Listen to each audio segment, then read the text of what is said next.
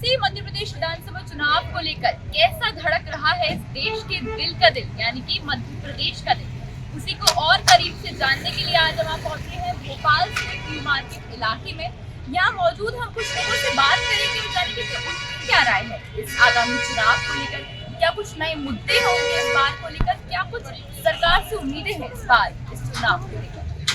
हमारे साथ एक सदस्य मौजूद हैं, हम उनसे बात करेंगे और जानेंगे कि उनके क्या विचार हैं इस बार के चुनाव को लेकर। सर, आपका नाम? मेरा नाम मनीष तिवारी। तो इस बार आप वोट देंगे चुनाव में? बिल्कुल देंगे। तो आप इस बार सरकार से बदलाव चाहते हैं इस बार की सरकार में? नहीं, जो अभी सरकार है बीजेपी की वो भी अच्छी है, सब काम कर रही है। गाड़ी बहने जो दे रही है, जो मेरे घर पे मेरी फैमिली को हमको मिल रही है, उसका लाभ मिल रहा है। मतलब लाभ मिल रहा है? बिल्कुल मिल रहा है। और जो 450-500 का सिलेंडर है उसका भी फायदा मिल रहा है, इसलिए मामा फिर आएगा। आप तो सरकार से तो खुश है, लेकिन इस बार के मुद्दे क्या है आपके? मुद्दे वही है कि गरीबों को रोजगार मिले, सड़क अच्छी हो, सब चीज़ की मतलब सुविधा मिले, जो भी है गांव में शहर में सब जगह विकास होना चाहिए। विकास में मुद्दा है। तो ये सरकार से तो खुश है, लेकिन इनके मुद्दे रोजगार और विकास से जुड़े हुए हैं। चाहते हैं कि सरकार वही हो पर बदलाव मुद्दों में आए और मुद्दों को सुलझाया जाए। सत्ता और जनता के बीच का रिश्ता चुनावों के समय एक अलग तरीके से उभर के आता है। उसी रिश्ते को और करीब से समझने के लिए हम इस समय मौजूद हैं भोपाल के लेक व्यू स्थित इलाके में। यहाँ हमारे साथ एक कुछ युवा पीढ़ी मौजूद है, हम इनसे बात करेंगे और जानेंगे कि इनका क्या जोश है इस बार के चुनाव को लेकर। सर, आपका नाम? मेरा नाम अभिषेक पवार है। शिवराज सरकार ने इस बार काफी योजनाएं निकाली, जैसे घर बैठो कमाओ योजना हो गई, नल जल आवास योजना हो गई। इसको लेकर आपका मन में क्या विचार है? देखिए, सरकार योजनाएं ला रही है और ज़रूरी है कि लोगों को ज़रूरत है इन योजनाओं की, किसी न किसी स्तर पे किसी न किसी प्रकार के लोगों को इसकी ज़रूरत है। पर मेरा ये मानना है कि ये सही समय नहीं है ये योजना लाने का, क्योंकि अब जैसे आप देख रहे हैं इलेक्शन आने वाला है, अगले महीने इलेक्शन है। तो अगर आप उसको इलेक्शन के 1 महीने 2 महीने पहले लाते हो तो आप कुछ संख्या में लोगों को तो आप लुभा सकते हो, लेकिन एक बड़े स्तर पे भी अब जो मिडिल क्लास फैमिलीज़ हैं उनको समझ में आ रहा है कि जो आप ये कर रहे हो ये सही नहीं है। एक तरीके से लोगों को बहलाने की चाल है। आप करो, क्योंकि आप सरकार डेवलपमेंट कर रही है। जैसे मैं कोलार में रहता हूँ, तो कोलार की अब रोड बन रही है और कोलार की रोड अच्छी बन रही है। पर क्योंकि इस टाइम जो रोड बन रही है उससे एक तो लोगों को प्रॉब्लम बहुत हो रही है, क्योंकि मैं खुद 1 साल से पब्लिक ट्रांसपोर्ट यूज़ कर रहा हूँ, तो मैं अपने एक्सपीरियंस से बता सकता हूँ कि जैसे शेयरिंग ऑटो में यूज़ करता हूँ, बहुत प्रॉब्लम होती है। और अगर ये रोड पहले बन गई होती 1-2 साल पहले, तो ये लोगों के लिए बहुत बेटर होता। और अब अगर आप ये चीज़ कोई भी योजना हो, मैं एक रोड की बात नहीं कर रहा हूँ, कोई भी आप योजना लाते हो, लानी चाहिए, क्योंकि वो सरकार का काम है प्रजा की सेवा करना। तो जो चीज़ें टाइमली की जाएँ, जैसे आप सेलेक्ट होकर के सरकार बनी है, तो आपको इन चीज़ों पे पहले ध्यान देना चाहिए, ना कि तब जब आपको इलेक्शन की याद आ रही है कि भाई अब वोट चाहिए, अब लोगों को लुभाओ। तो आपको लगता है जो योजना है वो कहीं तक लाभ पहुंचा इन योजनाओं का? अगर ये योजनाएँ निरंतर चलती रहें तो इनका लाभ है, क्योंकि अगर सिर्फ ऐसा ना हो कि इलेक्शन में जो भी रिजल्ट आएगा उसके बाद भाई फिर अगर सरकार बदली या नहीं बदली और वो योजना चलना बंद होगी, तो जो लाभार्थी हैं वो तो ठगे गए ना एक तरीके से। ये नहीं होना चाहिए। आपके मुताबिक इस बार सरकार में बदलाव आना चाहिए? सरकार कोई भी आए, बस जनता के बारे में सोचे, मेरा ये कहना है। सरकार बदले नहीं बदले वो तो एक अलग टॉपिक हो जाता है, इसके उसकी तो जनता के हाथ में। लेकिन अपना ये है कि सरकार अगर आए तो पहले जनता की सोचे और उसके बाद अपना वोट बैंक के बारे में सोचे, और जो सरकार आए स्थिर सरकार आए। आपका सर नाम? मेरा नाम अंकित है। आपके इस बार मतलब क्या मुख्य मुद्दे हैं सरकार से? मैम देखिए, अपने सबसे ज़्यादा इश्यूज़ जो है अपनी पॉपुलेशन, यूथ पॉपुलेशन है, तो उनको चाहिए जॉब। अगर आप सारी चीज़ें फ्रीबीज़ में देंगे, ठीक है, तो सबको आदत हो जाएगी कि अगर अपने को जैसे फ्री नेट मिल रहा है तो अपने को उसी चीज़ की आदत हो जाएगी। आप वो फ्री ना देकर आप ऐसी स्कीम्स लाइए जो आप जॉब अपॉर्च्युनिटीज़ क्रिएट करें। क्योंकि मैं एज़ अ इकोनॉमिक स्टूडेंट हूँ, तो मैं देख सकता हूँ कि आप स्कीम्स फ्री वाले तो लॉन्च कर दें, लेकिन उनका बेनिफिट उनको दीजिए जिनको बहुत ज़्यादा ज़रूरत है। लेकिन उन लोगों के लिए जॉब क्रिएट कीजिए जिनको जॉब की बहुत ज़्यादा ज़रूरत है। अपने यहाँ यूथ पॉपुलेशन बहुत ज़्यादा है, ठीक है? अगर आप सिर्फ़ एक ही लेवल के लोगों के लिए बारे में सोचेंगे तो वो आपको हो सकता है कि हटा दें, ठीक है? तो इसीलिए government needs a change and even we wants to change.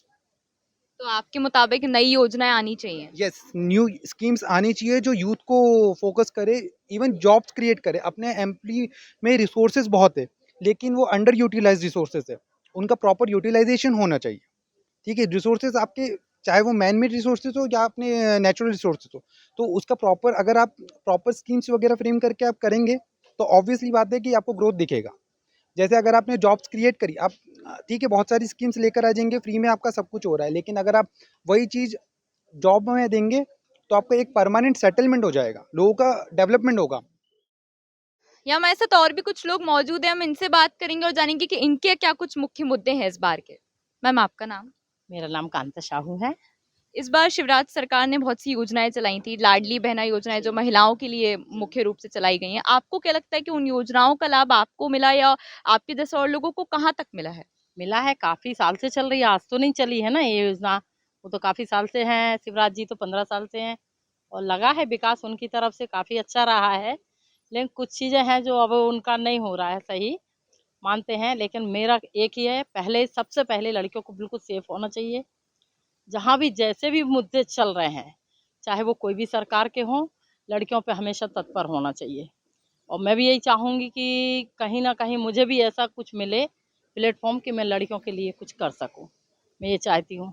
और जो अभी मुखिया है, वो मुखिया रहना चाहिए, क्योंकि यदि सरकार बदलती है और मुखिया पे वो आता है तो फिर दिक्कत हो जाएगी देश में। अभी भ्रष्टाचार बंद है, कुछ चीज़ें बंधन बहुत लग गए हैं, मतलब मोदी सरकार आने से बहुत चीज़ें अच्छी चल रही हैं, मार-काट बच गई है, बहुत चीज़ें हैं। आपके क्या कुछ मुख्य मुद्दे हैं इस बार के चुनाव को लेकर? मेरे चुनाव को ऐसा कोई भी मुद्दा नहीं है।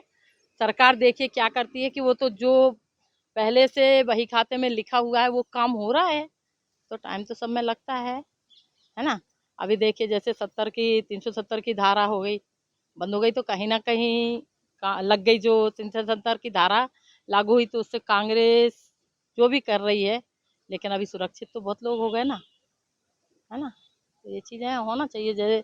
जो मोदी सरकार कर रही बहुत अच्छा कर रही, मैं तो ये कहेंगे। मैम आपका नाम? जी, मेरा नाम प्रांजल शर्मा है। तो आप युवा पीढ़ी हैं, आपकी क्या इस बार सरकार से उम्मीदें हैं? मैम उम्मीदें तो काफ़ी सभी लोगों की यही रहती है कि गवर्नमेंट जो भी आए अच्छा काम करे, और हम सभी जानते हैं इनडायरेक्टली और डायरेक्टली कि गवर्नमेंट जो है हमारी काम सिर्फ चुनाव के लिए ही करती है। सबसे इम्पोर्टेंट चीज़ मुझे एक ही लगती है, भोपाल में मैं 3 सालों से रह रही हूँ।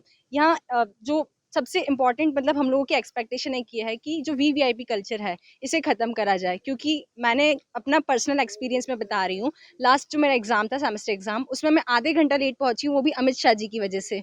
तो आप समझ सकते हैं कि इस चीज़ में कितना मतलब अफ़सोस होता है जब हम साल भर तैयारी करते हैं किसी चीज़ के लिए और लास्ट मोमेंट पे इस ऐसे मतलब वीवीआईपी कल्चर की वजह से आपको लेट होना पड़ता है, और नो डाउटली हमको ही इसको भुगतना पड़ता है एट द एंड।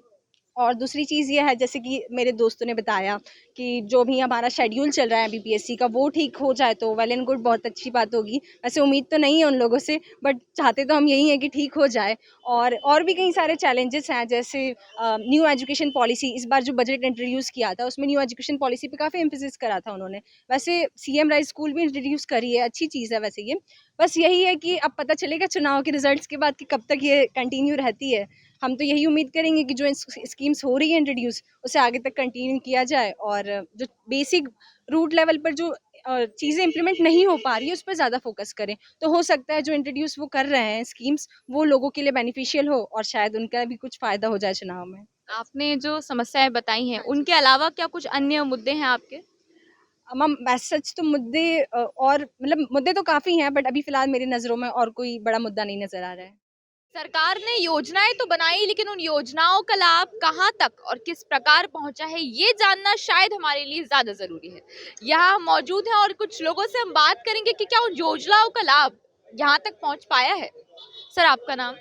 दिलशाद। सरकार द्वारा काफी योजनाएं बनाई गई हैं, चुनाव से पहले काफी प्रचार प्रसार भी किया गया। आपको क्या लगता है कि उन योजनाओं का लाभ कहाँ तक आपको मिल पाया है, या लोगों को कहाँ तक योजनाओं का लाभ मिल पाया है? मैम लोगों को तो पता नहीं कि मतलब लड़कियों को तो पूरी मिला है योजना का लाभ, मेरी बहन है उसको भी मिला है। आपके क्या कुछ मुख्य मुद्दे हैं इस बार के चुनाव को लेकर? कुछ नहीं मैम, बस काम ही हो। युवा क्या चाहता है? काम ही चाहता है, काम हो और बस काम ही हो। सर आपका नाम? मोहसिन। इस बार जो चुनाव आ रहे हैं उसे लेकर आपके क्या कुछ मुख्य मुद्दे हैं? सरकार से क्या उम्मीदें हैं कि अगर बदलाव आएगा तो क्या नया बदलाव आना चाहिए? लड़कियों के लिए कानून अच्छा है, योजनाएं अच्छी हैं। लाडली योजना बहन ने कह रहे हैं 1200 दे रहे हैं, फिर जीतने के बाद 3000 कर देंगे। तो मेरे हिसाब से 3000 कर देना चाहिए, जीतने का वादा नहीं करना चाहिए। थोड़ा सा इस पे ध्यान दे, पानी बिजली और क्या चाहिए, पानी बिजली और जो अपनी सरकार की योजना है वो, उसका मसला ये है कि थोड़ा सा इस पे ध्यान दे दें। बाकी पब्लिक अपना कमा रही है, अपना जी रही है, कुछ नहीं चाहते। रोड अच्छे हो, फैसिलिटी हो, बिजली की हो, पानी की हो, मैम इतना ही है बस। जो भी आ रहा है, हम ये नहीं बोल रहे कि बीजेपी आ रही है, कांग्रेस आ रही है, जो भी आ रही है विकास की राजनीति सही है, विनाश की नहीं रहेगी। समस्याएं तो हैं ही, लेकिन इस बार के चुनाव में ये भी है कि क्या इस बार के चुनाव में एक जाना पहचाना परखा चेहरा होना जरूरी है। सर जी, हम आपसे पूछना चाहेंगे कि इस बार के चुनाव को लेकर प्रत्याशी का क्या कोई जाना पहचाना परखा चेहरा होना जरूरी है, फिर इससे कोई फर्क नहीं पड़ता है? नहीं सर, चेहरा कुछ नहीं देता, काम देता है। चेहरा तो राहुल गांधी का हो, चेहरा अंग्रेज का और हरकतें अंग्रेज वाली, तो मैं नहीं मानता ये चेहरा होना चाहिए। आज हमने जाना कि क्या कुछ समस्याएं हैं जनता की, क्या कुछ मुद्दे हैं इस बार के, क्या सरकार है, क्या सरकार से इनकी उम्मीदें हैं। अब इनकी उम्मीदों पर सरकार किस तरह से खड़ी उतर पाती है ये तो आने वाला चुनाव ही बता पाएगा। फिलहाल इस खास पेशकश में इतना ही, मुझे दीजिए इजाजत, नमस्कार।